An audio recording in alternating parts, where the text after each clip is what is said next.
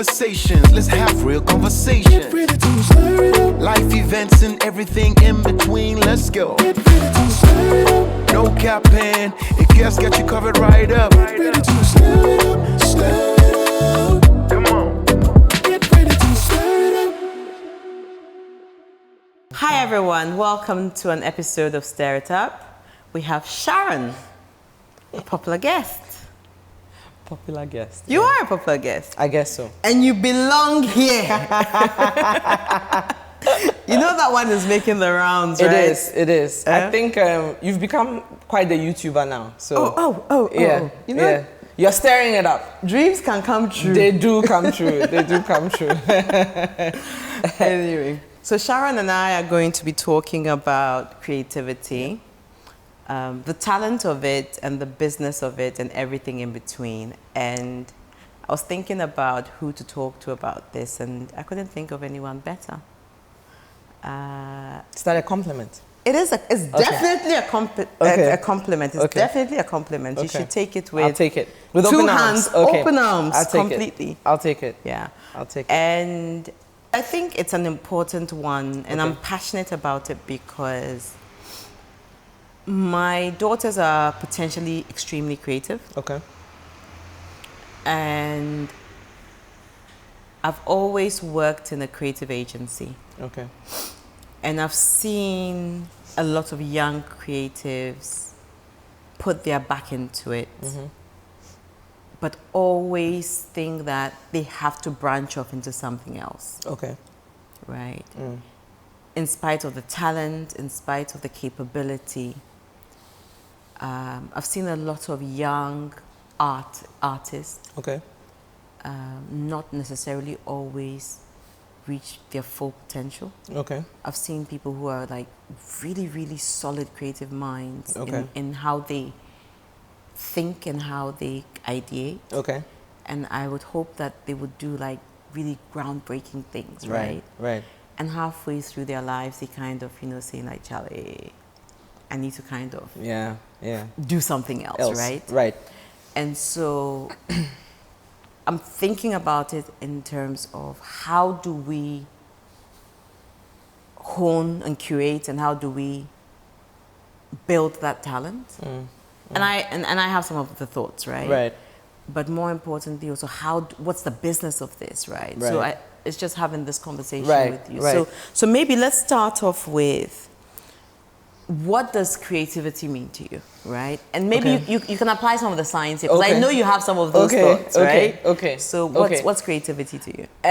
Okay, so like, let's say maybe before a couple of years ago, if someone asked me what creativity was, I'll probably, be one of those voices that makes creativity reserved for those few, not everybody's creative. You're special. Exactly. But I've recently done some research, and I guess, that's based on why we're having this conversation. And I've had to grow up into the better understanding of creativity. And I find that based on research and results really, and what we see in the world, there's been various studies that have been done over the years since like 1950s, and creativity has come to be defined by psychologists as being able to do something that's useful, something that's new and that's useful, or something that's original and appropriate, right? So for me, in today, I would say that creativity is being able to do something that's original and that's appropriate, that's useful. I think that the intersection of those two things, new or original, appropriate or useful, creativity is the intersection of those things. So that's what creativity means to me.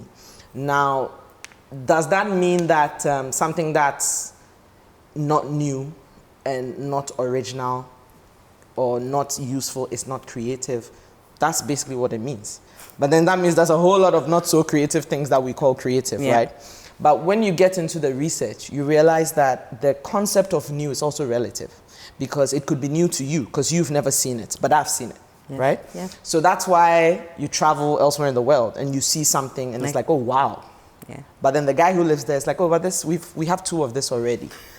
You know, you Yes. walk into a mall and you're like, oh, wow. Yeah. But then somebody's been walking into bigger malls than this for years. So sometimes that newness and usefulness also depends on the actor, the person who's going to be new and useful for.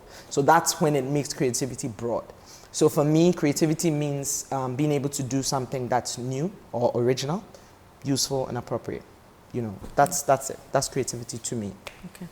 I get it. And for me, I'll kind of also add another thought to it. Okay. It's also just even solving problems, right? Exactly. That's the appropriateness of That's it. the appropriateness Yes, of it, right? usefulness, So, yes. so when I think about creativity, it's given the context that you are in and being able to come up with a solution that solves a particular problem, right? Exactly. So, like you say, it might be new in one place, Yeah. but it would be old in another, Elsewhere, right? yeah. Yes. Yeah. So that's definitely something that's Yeah. that's definitely interesting. Yeah, you know how parents go like, "Oh, my child is so creative," and then they show you what the child did, and you're like, "Okay, Oh, nice." exactly." Yeah. But then in that context, for a child at that age, it's unusual. It's Yes. new. Yes. And then also it serves a certain purpose of giving them pride, self-efficacy, things like that. So it has its usefulness. So there's that level of, you know, understanding creativity, right? Yeah. Yeah, Yeah. understood. Yeah. So this is a conversation I've actually had. Okay. I called myself an honorary creative, right? Okay. And I said that within the context of being a solution architect, right? Right, In the right. sense that my first instinct is always to find a solution to things. Right. And it's that you know, how do you fix this, Right. right? So it's not Right. being a creative in the traditional sense Got of it. being Got it. being It's a different type of expression. it's a different type of expression Right. of creativity, Right. right? And I got had for breakfast, lunch, and supper by my friend. Yay!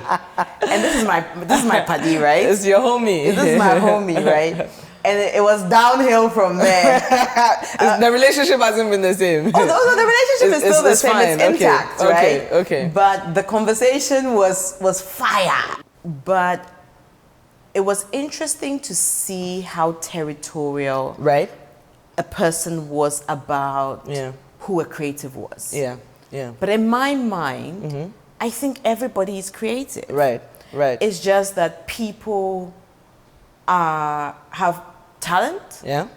People have discipline and they learn things a certain way. Right. Or people are gifted, you know, and some people just have discipline, right? Right. And I always give the example of someone I know who couldn't sing at all, but decided that they were going They to wanna learn be- how to sing. Right. And today can actually hold very, very decent notes, right? But So they learned it. So they learned. Right. Right. So what you find is that there's a certain amount of self-discipline and application that when you put to something It produces. can produce results Yeah. that are creative. Right. Right. Right. So if you didn't know the person's background or history, you would say, oh, Mansa is creative. Right. But the reality is Right. that creativity It's learned. you're seeing is as a result of hard work, discipline, and learning. Right. Okay. Right. So I want to get from your context, Yeah. right, or your viewpoint. Right. Who is a creative? Okay. So let's stir it up. Let's shake the table. Let's shake the You table know. a bit. Okay. So in all the research I've done, because I do these training programs and stuff, right? And sometimes you kind of want to be sure of what you're saying. And I had to come out of one of these research, you know, episodes of mine with the conclusion that everyone is creative. Okay. Please, can you say that again? I said everyone is creative. Or at least born creative. Everyone. Thank you. Everyone. Okay? Okay. Now, I can defend this on 3 levels. Okay? Okay. Let me rush through the first 2 and then we can land on the third. So, I'm a Christian. I believe God created human beings, right? Now, anybody who's ever read just 2 pages of the Bible, you know how creation happened. Yes. They made us in their image. God, the Spirit. They made us in His. He said, let us make man in our image. Okay. What's God's image? he had created all these things the first few days. Yes. Water, all of these things, separated land from sea, all of that. Look at that level of creativity, right? Okay. That aspect of how waves rage on, how plants grow, what plants look like, what animals look like all of these things, what human beings look like. Right. That was the creative work of God. Okay. And then he finished and said, let's make someone like us. Okay. So we are creative, right? Okay. Can you agree? I can agree. So by a creationist approach, we are creative, right? We're created by someone who's creative, and he said he made us like him. So we are creative. Okay. Second one. Physiologically, as human beings, our bodies are a work of art, right? How it works. We have over 50 organs. One person standing, even as a baby, very small, all these organs. The world is moving, right? The earth is moving. We don't feel it, but it's moving. Our body is moving. The minute your body stops moving, you are dead. Yes. Even when you are still, your heart is moving, pulsating. There's always something. We are consistently moving, even when we are asleep, right? That's so creative. Right. The way veins are arranged, when you look at the anatomy of the body, the shape of organs, creative. Even in the concept of being able to look at organs, transplants, like those things that the medical fraternity do, and you're like, wow, that was possible. Yes.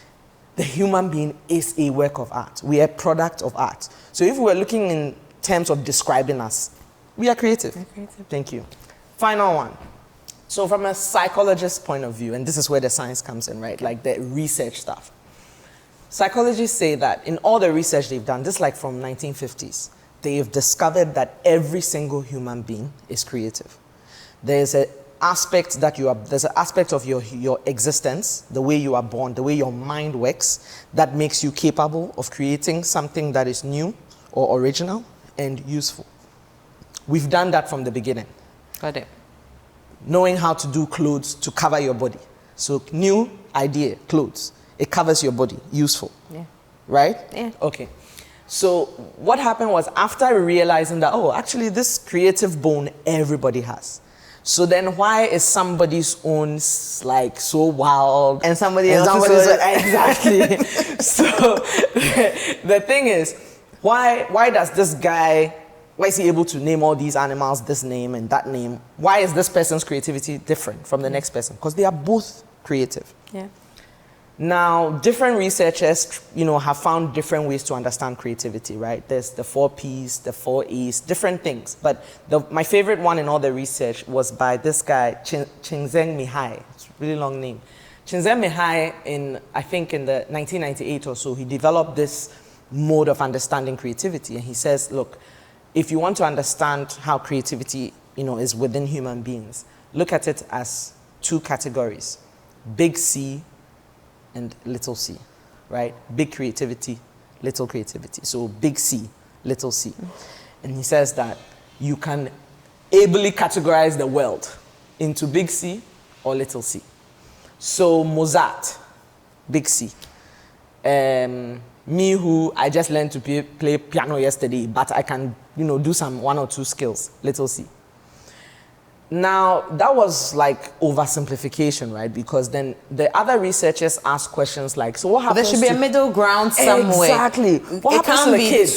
Yes. Exactly. What happens to the child's creativity where they may not be genius level, but they've done something pretty cool for their age? Yeah. What happens to the adult who you didn't learn it, but you've been able to kind of wiggle your way, like you said, the example of your friend who's the singer, right? She's not necessarily big C. She can't be big C. But also when And you she's say, not a little C either. I mean, she sings, but she's not moving a crowd yet, right? Yeah. So other researchers came along, I think in 2003 or so, Glavino, these other guys, Kaufman, and there are people you can look into. And Kaufman and this other researcher came together and then further developed, and they have this 4C model. And there's now the big C, which is that genius level. There's the little c, then there's mini c. And mini c encapsulates child creativity at that very low level. But the main differentiator there is that the newness is in the experience of the person who created it, right? So to me, it's the first time I've done something. So, and it's useful to me. Yes. So it's new to me and it's useful. So it's creative, but it's not necessarily little c. So that's mini c. So most of the time, the regular childlike creativity is categorized there. Then they came up with Pro C. So Pro C is that element of you're creative, you were a little C, you have developed it. So let's say you were a little C, you've developed it, you've, sort of trained yourself, you've gotten to a newer level, a higher level of creative expression, and now you're able to earn money from selling that creativity. So that will be your artists who are That is singing. your Pro C. Exactly. So classic example, say Justin Bieber. Justin Bieber started as what? A mini C. Yeah. He was a kid, little kid who could sing nicely. So parents thought, oh, he sings nicely, right? Then it's like he's growing up, but he's singing even better than a lot of people his age and even older. So he's a little C. They start recording him, putting videos of him online and such. That's little C. But having developed, and it's not just about his age, right? It's about the quality of work that he started to produce. And then now we are literally exchanging money for the value of his creative, right? Yes. We are paying for his music. We're paying to go to concerts. Yes. We're paying to enjoy the expression of That's his... a pro. Yes, he's receiving a monetary value or value in exchange for his creative expression. Yes. That's Pro C, professional C, Got right? it. Now, would Justin Bieber ever reach Big C? Big C? The verdict is still out because we're still here, right? So if he did something significant that changed the world of music. So say he created a new genre, right? That we'd never heard before. He's gonna mix pop with, I don't know, some jazz, other something that we've never life or something. You understand? Then suddenly that will put him at that level. So take someone like Missy Elliott, right? Yeah. Today, people will say she is Big C because she broke that glass ceiling of being the female in that business and coming to that level of, she's a whole Hall of Famer. She's still alive, but she's been inducted into enough Hall of Fames in the past few years, right? Ray Charles, Big C. Mozart, Big C. You kind of pick it. So classic example, say these surgeons, there's a surgeon who's come up with a technique for surgery, for doing sutures, and they probably name it after him, right? Owusu's sutures. Do 2 Owusu sutures here. Like, that's a Big C. But then they were like, what about the surgeon who, yes, he knows the Owusu suture, but he's able to do it so excellently that he preserves a certain amount of scarring that could happen. He's done a new development. So he would also qualify as a Big C. So that's a Pro C or... So he moves from a Pro C to a Big C because of that groundbreaking difference. The refinement of the existing. Exactly. So that's where that concept of new is relative. Got it. Because even in marketing, right, a new product could either be a new product or an old product that has been refined. Got it. Exactly. So those are like, for me, I like that model because it brings meaning to some of the debates that we have. Who is creative and who is not. So I've moved away from who's creative and who's not to how creative are you? Are you a Pro C? Or a mini C, or a little C? So I'll ask you this as a follow-up, right? And as you're doing all these trainings that you're doing for agencies, creative organizations, and helping uplift the quality of the talent in these businesses, are the people you are helping acknowledging that everyone is creative and that they acknowledging the differences? Because there's this mystery with creatives around. It's a select few. It's a select it's just few, us. and it's don't touch my thing. We are gold dust. We are the creatives. We are the creatives, right? Yeah. Is this opening up this? Is this opening this conversation up? Is it helping them, right? Yeah. Because it's so important. It's so eye-opening, right? Yeah. How are they receiving this information? In most of the sessions I've had so far, you can see the tug of war in the mind. I have oftentimes the most questions and debates come from those who are in the creative department. Got it. Right? Because what I try to do is in such sessions, I'm not asking to only train creatives. I'm asking to train the agency. Right? I call them core creation teams. So I want your core creation team, which includes your client people, your strategy people, your planners, all of, and the creatives. Because all these people come together for the results, for the they create it. Now, the creatives are like, are you sure?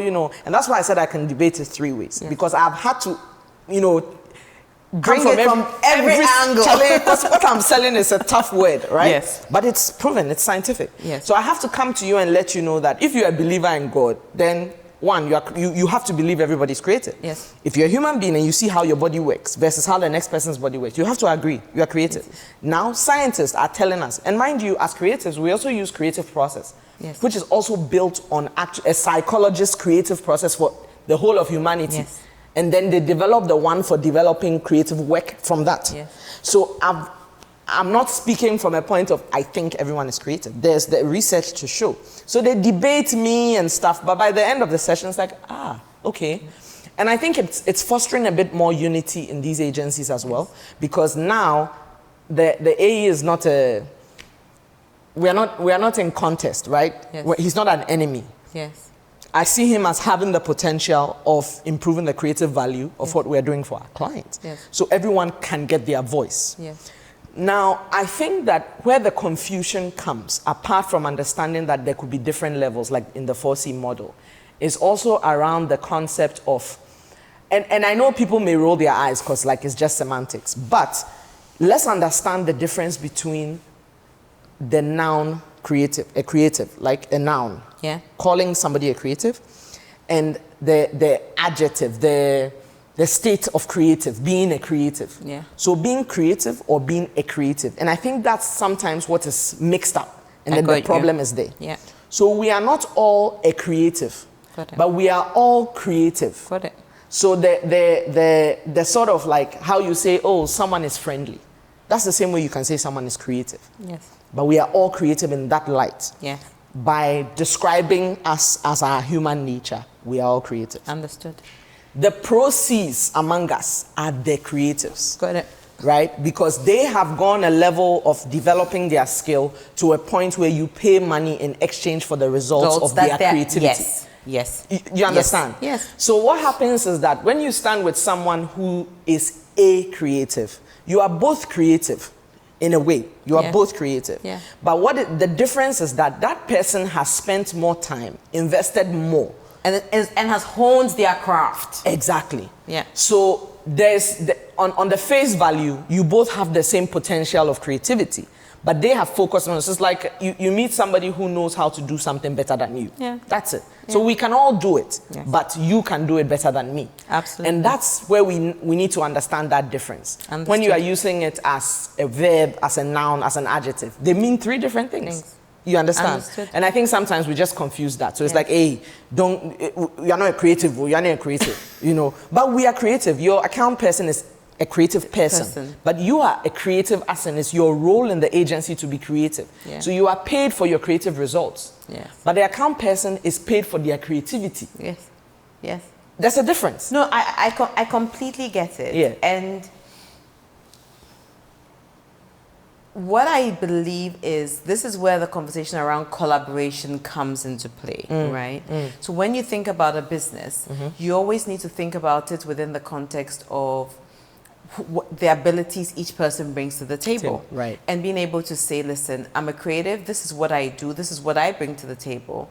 But person X, yes, might be a business person, Right. but they've sat in many meetings, they understand the business of things, they are able to, and they're a consumer of the creative product that Exactly. I am delivering. Right. And so they have the ability to critique it, they have the ability to evaluate this work, and they will be the ones who will be consuming this creative work product at the Right. end of the day. Yeah. And so they will also be able to have quite a fairly valid opinion Exactly. about the work that I'm sharing. Exactly. And that open mind allows you to able to receive feedback, Yeah. right? Yeah. On whether it's the work, Yeah. an opinion, Yep. whatever it is Yeah. that is being shared for with sure. you. Let me stir it up even more. So we go back from this concept of if everybody is creative, right, which now they've understood that everybody is, and then there's a model like the 4Cs model to describe or explain why everybody's level of creativity is different. Then there's also different researchers who they focused on, if everybody is creative, how do we all get to the creative result? Yes. So that therein lies the process of creativity. So, okay, if we're all creative, how do I receive or get to that end of a creative result? Yeah. There's simple 4 stages. So there's the preparation stage, then there's the elimination stage. No, incubation stage, elimination stage, and what's the last one? Verification stage, right? Now, every single human being goes through this creative process anytime they end up with a creative result, Yes. right? it's a given. Like, I know creators may watch this like, that sounds like a brainstorming to ideation kind of thing. The thing is that what we learned as creatives in design school, for instance, as our creative process, is like an expansion or going deeper into this creative process, which is the broader one for humanity, right? Every single human being, when they want to think of something, come up with a result.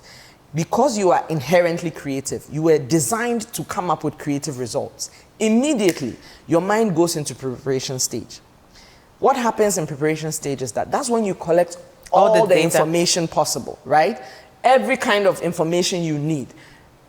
You are a mother, you are organizing a party for your child. In your head, because you are inherently creative, your first thought is you want it to be nice, right? But what you are really thinking is you want it to be creative. You want it to be something they've never seen before, and you want it to make them be happy. So that's the new and appropriate, right? Yeah. So then you start thinking. Then you start making calls. Who is this event planner? What do they do? What's this? You start going on Instagram. You start looking for ideas. Exactly. You go on Pinterest, you go on Instagram, you're looking at what other parties have looked like. That's the preparation stage. Then you get to a point, you're like, I'm even tired. You let me leave this thing alone. The thing is that you get into that stage too, sometimes you have to like, you think you are tired, so you're not thinking. But that's called the incubation stage, where you think you are not thinking about it. But it's probably playing in the recesses your of your mind. Subconscious is working.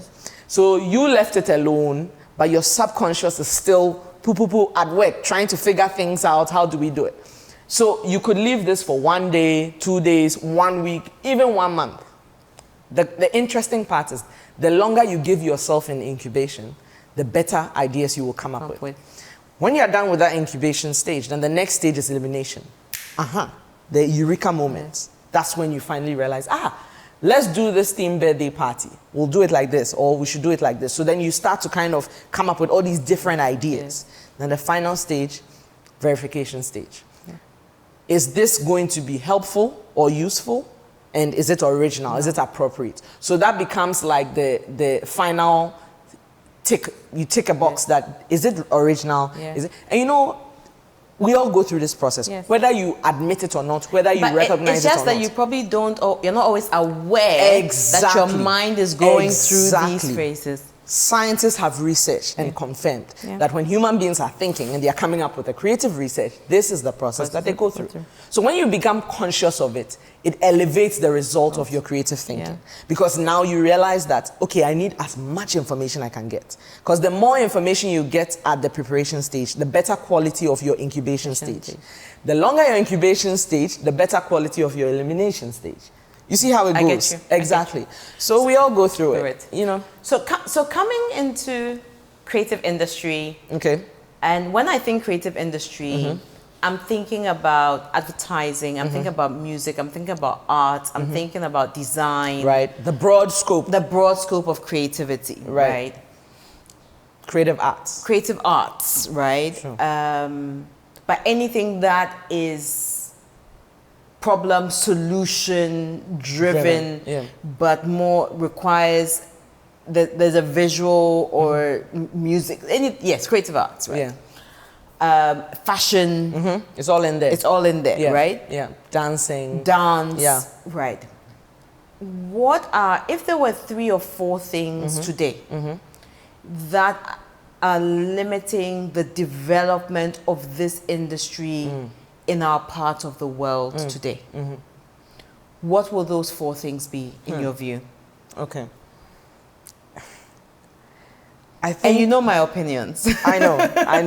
Let's relax. Let's not get heated. Let's not get heated. But what are your views on that? So, okay. And I usually like to go back to the science because it's hard to challenge the scientists, even though you may challenge me. I'll never challenge you. Okay. No, but look, the research is also showing, the research shows that what is challenging our innate creativity, it could be our environment. That's one. Okay. And our environment is like it's a confluence of a lot of things, right? Where we live, the built environment we live in, as well as the social environment we live in. Okay. I think that Ghana as a nation, I can't confidently say we nurture a reverence or a regard for creativity. Agreed. Okay.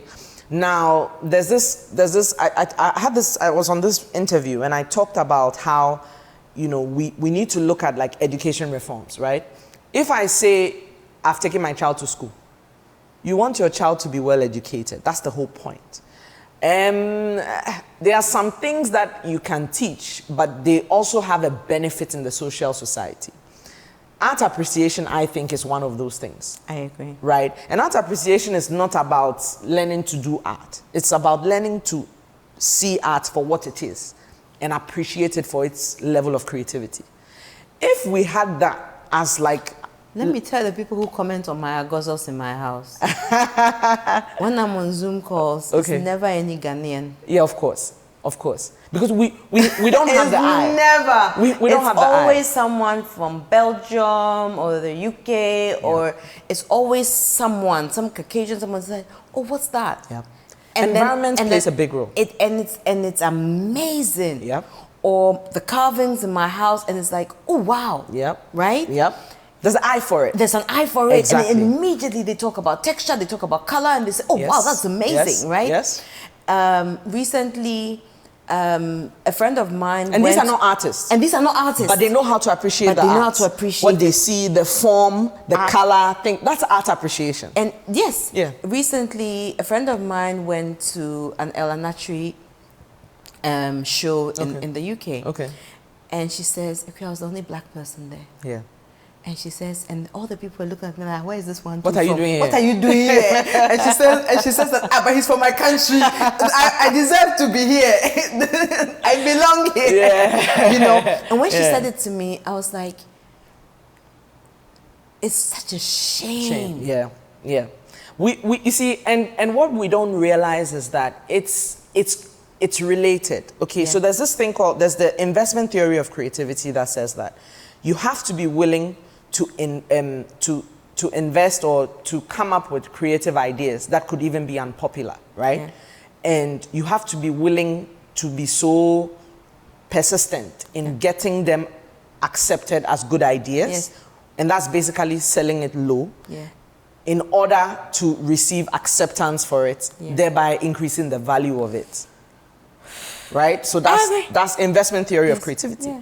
If we have that sense of appreciation for art, then the guy who is carving something by the road, when I see it, ooh, wow, I buy it. What price he tells me? Yeah, we may heckle him down, we may negotiate, but I understand that it costs And you X understand the amount. work that went into it. Yes. And the fact that you can't do it. Exactly. So now the more as a society we appreciate it, the more its value goes up. Yeah. And then the actors of the creative economy can also benefit. Yes. Right? Yeah. So you see how it's connected. I So agree. this one part So of that's the one. environment Next. has to be connected. Yeah. Okay.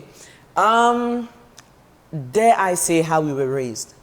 Okay. Or maybe who raised us? If you had parents who hated, you know, the thought of, do I want to say hate or maybe just sketching. Yeah, and Like I think- wasting time. Yeah, and I think you see, even that we have even gone too far. Just the freedom of expression Concept. improves creativity. Yes. Okay, so parents who create enabling environments, places where you were raised, where being able to create things that were useful and new, right? Places where you are allowed to express creativity helped. Okay. So today you see the kids who are allowed to talk at home. When they go to school, you know them. They are the ones teaching your children how to talk. I understand. You know, you ask your children, hey, where did you learn that from? They go and mix with their kids who are allowed to talk. Talking. Because we have a culture that says children don't speak. If they have not spoken to you, don't talk. Or then again, why are you talking too much? There are adults here. Yeah, yeah. It's not your conversation. Yes. Exactly. These kinds of cultural constructs, okay, they also hamper our creative expression. Got it. And the more I'm hampered, then the more difficult it becomes. Then I become used to living on that low level of creativity. And then we're It's a still... low vibration. Exactly. Then we're still, I come into an environment that is also now telling me I'm not creative because I'm not a creative. So I just stick to my own. Yeah. But imagine if a doctor brought his level of creativity to his work, right? And thinking and saying, oh, we could do this. Oh, Exactly. this, we could try that. Imagine a doctor who wakes up every day thinking, yes, I must save lives, but how can I do it in a way that is new and it is useful to the patient? Bringing creativity. You know, recently I had a conversation with my sister-in-law. She's a pediatrician. And I told her that I wish she would one day write a paper about how doctors and how the approach to child health or handling children in medicine should be brought to adults, right? Because I feel like there's a certain softness that is missing from doctors with adults, right? And I'm speaking as a patient, not even as someone just watching from the outside. I'm not saying every doctor is wicked, don't get me wrong, but you have, you know, sometimes, like I was with her when we took my nephew to the dentist, and the dentist came out, and from her first 2 sentences, I knew she was a dentist for kids. Hi, how are you? How are you feeling? Do you know who I am? Do you know where you are? Do you know what you're here to do today? Okay, I'll be back. I'll see you soon. I thought that was so nice. I'm scared of the dentist, even as an adult. I was disarmed in the moment. I was like, I want her to look after me too. I want her to be my doctor. You understand? Yeah. I know that adults, grown-ups don't like being treated as children. But when you are a patient, you want the doctor to have the soft touch. It's very different, a very different experience. You want them to hold your hand through the process. Yeah. You want them to care about every part of your being, not just giving you medication, but what's your mental health looking like at this time? What's your nutrition looking like at this time? Beyond just asking me questions, right? But again, are we bringing creativity to that? Yeah. Because am I doing something that is original and that is useful? You know, so that is another thing, the play, how you were raised or where you were raised. So those are the... I'll probably also say that sometimes our personal mindsets also, okay? That's a big one because anyone can challenge that. But I think sometimes we are the ones who stifle our creativity. You see, in order to sell something, that investment theory, there's a risk level. There's risk in investment, right? Yeah. What risk are you taking willing to sound crazy, right? Are you willing to sound crazy for a good cause? And Jale, you there, your ideas. The shock factor. There, you know, are you willing to invest in pushing the idea so much that it will move from you are crazy to Jale, he may be on to something. Got it. You understand? And a lot of these really wild ideas, when the people who came up with them, they sounded like they were going crazy. Okay. So I get that. Where do you think things like our work ethic, things like our drive, discipline, and just even the quality of the work we do sit in that ecosystem as well? Yeah. So let's call those things the ways to tap into your creativity and improve your creativity. Okay. Okay. So let's say that I am a musician, okay? And yes, I was a mini C. Now I'm a little C. What is going to move me from little C to pro C is not just because I'm creative. No. Yeah. I need to basically take myself seriously. I need to learn more about music. I should be able to read music too. I should be able to, you know, people miss that part, right? Do I understand music or I just sing music? Because when you understand something, you approach it better. Yeah. So now that is the investment part of it, right? Talent is not enough. Talent is not enough. Talent is the starting point. In my opinion, talent is what points you to what to develop. Got it. Right? So it's like, okay. But you know when I say pattern, I'm only saying it for effect, right? Yes. You want the people in the back to hear. Yes, Okay. I do. No, because at the end of the day, look, every human being is creative. How many are we in the world? Let's just even take Nigeria. Okay. And this is the thing I say, right? So when I take our music industry, right, I often and I know it's very easy for me to become a target in this conversation, right? Okay. But when I take our music industry, I often feel a little deflated because we were on a big time roll at a point in time. Yeah. And I look at where Nigeria is today, and I think about all these artists, and I look at how they've put their back into it. But the truth is that Nigeria is a jungle. It's a big market. It's a big market. You don't have the choice and of you don't complacency. have the choice to settle. Yeah. It takes a lot of work to get out It's there. a lot of work. It's north of 200 million people. You can't be small.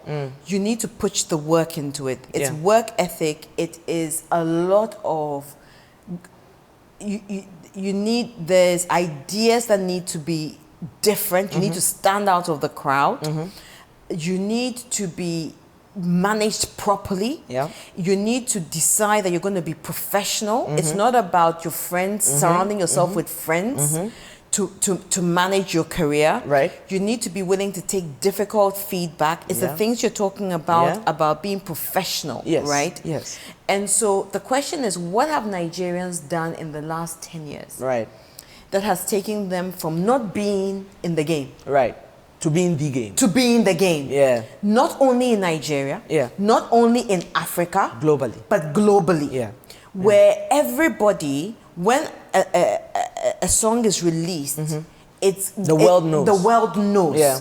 And it's not Nigerians streaming Nigerian music. Right. It's the world is streaming the music, right? Right. And now, when we play music, It's us. it's us. And it's not like we don't have the talent. We do have some talent here, right? But our music is not resonating anymore as much as it should, Right. right? Right. So, if there are two things you'd say Okay. to our musicians, to artists, Right. and to artists, sorry, Right. to artists. But the artists are doing well, to be Yeah. honest, Yeah, right? yeah, yeah. So when it comes It's to not all art, bad. it's not It's all not bad, bad, for right? sure, yeah. So, but what would it be? Two things. Two things. Okay. Let me say them outright. I would say that authenticity and business acumen. I think that as Africans, as Ghanaians, you can't possibly think that you will be a better Chris Brown than Chris Brown. It's not possible. This one guy. You understand? Yeah. There's only so much you can do to be like him. We need to tap into our authenticity. Like we Like have who to we bring, are. yes, we have to bring our authentic selves. Hip Life was a sensation because it was authentic to us. Like, Yeah. yes, it was built on the foundation of hip hop, but it brought our vibe into it. So it created a new thing, right? Yeah. That's why it worked. I'm not saying we should keep creating new things. What I'm saying is, are we bringing our true selves to the craft, right?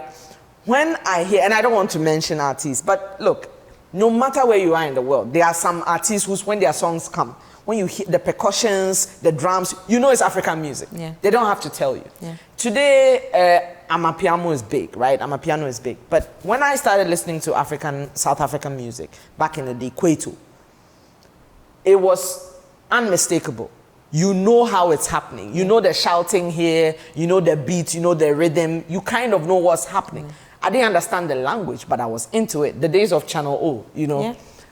My thing is, if we don't bring our authentic selves, if we don't do what is authentic to us, it'll be very difficult to cut play on through. the world. Exactly. Because not you going to compete with the person who created R&B. It's Yeah. not possible. No, you can't. It's not possible.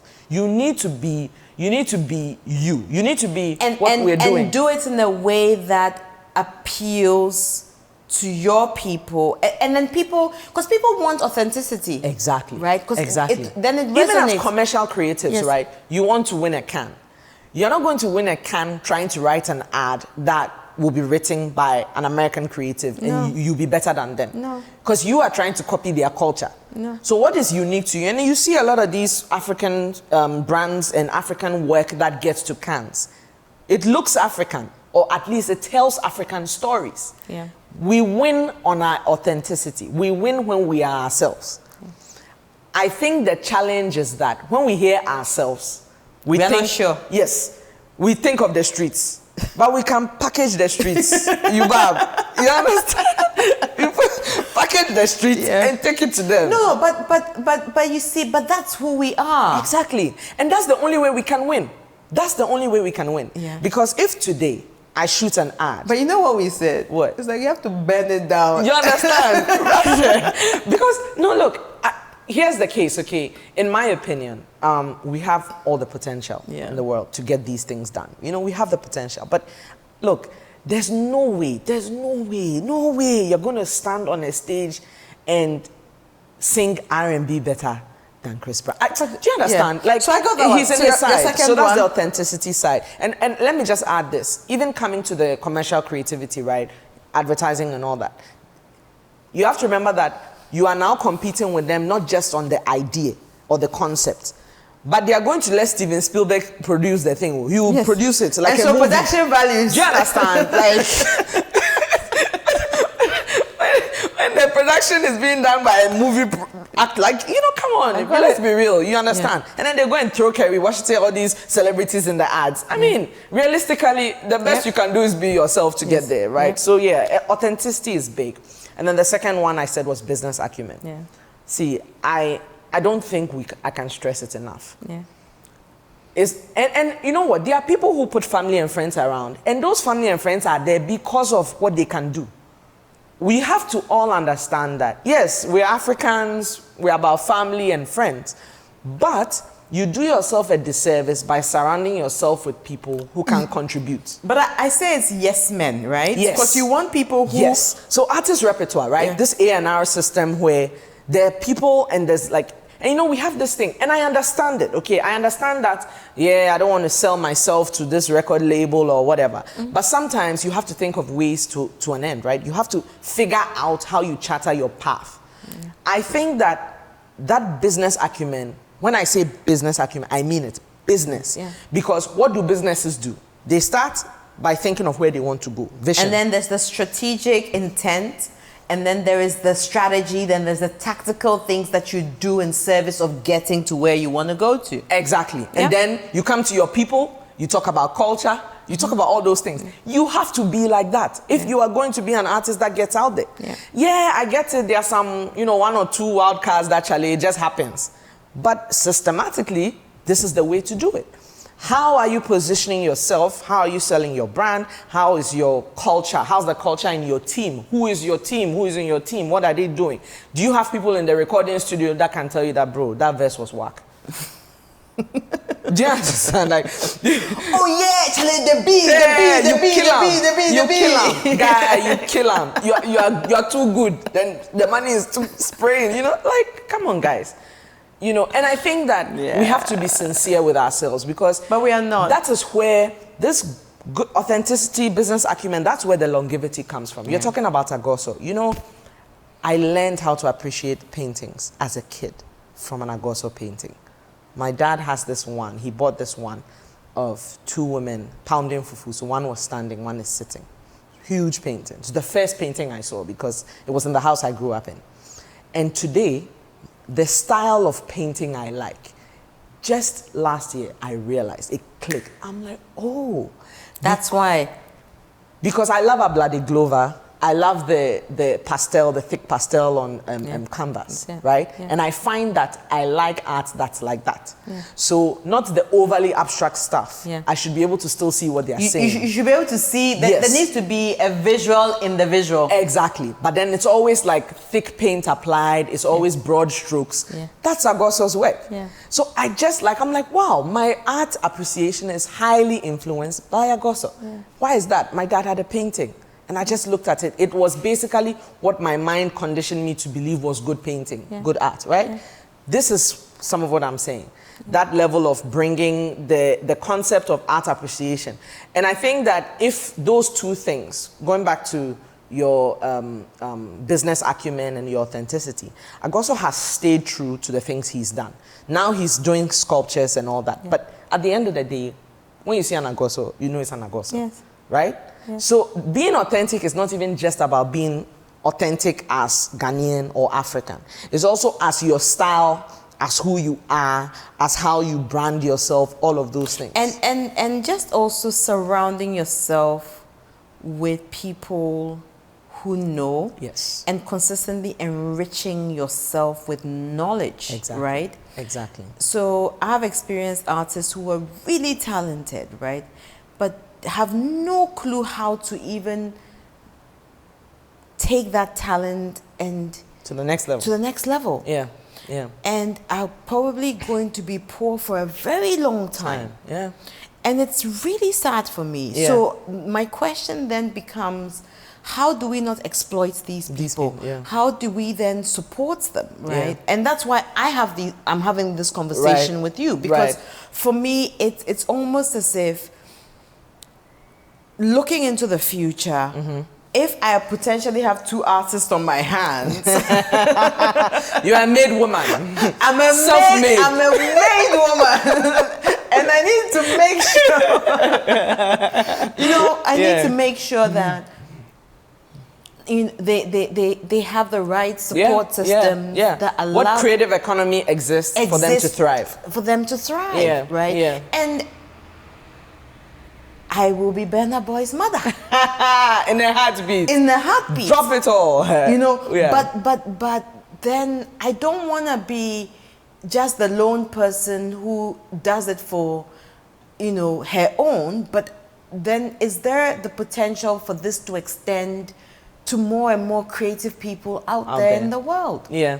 Because there's so many talented kids out there. Yeah. And I think we are way over time because we talk a lot. But I think it's been a really great conversation. Any final thoughts? Look, I think at the end of the day, we have work to do as individuals, as communities, as a nation, right? And we have that work to do because we need to ask ourselves, how do we come from a place of accepting that this creativity is our gift, but then also it is the same gift that we can use to enrich our lives and the life of others. And how can we be more purposeful, but also look to truly commercialize these gifts or this creativity to our benefit and everybody else? And looking at things like our enabling environment, bringing our authentic selves to it, treating ourselves as a business or our creations as a business so that we can draw value from it are some of the things I think we can do. But again, these conversations have to keep happening, and we also have to move from... I often leave government out of conversations like this because, hey, they change. But the truth is, no matter which government is on, government has to be that, you use that term, supporting framework, right? They have to create the supporting frameworks. Education reform has to come from them, right? Putting art appreciation in as curriculum. as part of curriculum, they can do. Creating scenarios where it's not the people who didn't do well in school that go and do graphic arts. You understand? Raising the standard of what it means to be a graphic artist will come from the kind of training I need to be a graphic artist, right? And there's other policy work and stuff, and that's the government's role. But I also, and beyond the government's role, I think that even with the work you are doing in service of just even training organizations, right? Yeah. And I know that training is one of the things that we put at the end of the budget, right? But I think that there's a lot of value in you providing, whether it's agencies, corporates, the support in terms of just even thinking different. Exactly. Right? Just sparking creativity, right? Yeah. And you have a whole bunch of different modules, and maybe we should do a session on that, like the different things that you provide support on, because it's definitely helpful for us to start thinking differently as organizations. Thinking creatively. I think it was wasn't the World Health Organization. There's a World Trade Organization, I think 5 years ago or so, had this list of the 10 top required traits for the next 20 years. Creativity was always on that list, So we need it as individuals, as communities, as a nation. So we need to foster it. Thank you. You're welcome. Cocktails. I'll be back. Okay, so to the fun part of this. Okay. The last time I was about to comatose you. This time I have learned. You're gentle. I've been extremely gentle. Okay. You're about to christen my new glasses. Okay, they look lovely. So how many cocktails have you done now? Oh, right now, dear. You're a mixologist. I'm a mixologist. Welcome to my YouTube channel. 9 plus 12 Wow. So probably I'm on like 20. My math is bad. Okay. But I'm on like maybe 20. Okay. So you add that to your resume now. One- Cocktails. Hey, cocktail. Mixologist. Chale. And people don't get it. Like, very few people get what's in the cocktail. Okay. But this is quite simple. So maybe Okay. you'll get Maybe it. I'll get it. Okay. All right. Let's try. Let's go for it. And any fizz you taste is not fizz. Hey. So, Okay. There we go.